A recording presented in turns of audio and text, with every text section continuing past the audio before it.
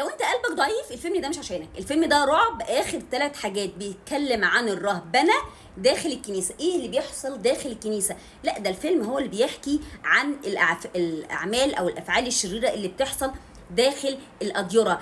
ايرين دي بنت راهبه طيبه جدا وكل الناس بتحبها.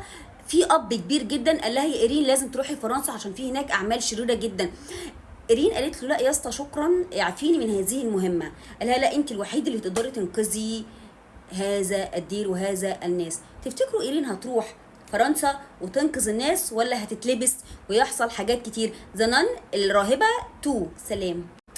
الفيلم موجود على منصه نتفليكس والفيلم ظريف حقيقي يعني ويستحق المشاهده. وفي حاجه ظريفه جدا لاحظتها في الفيلم ده، فكره الايمان.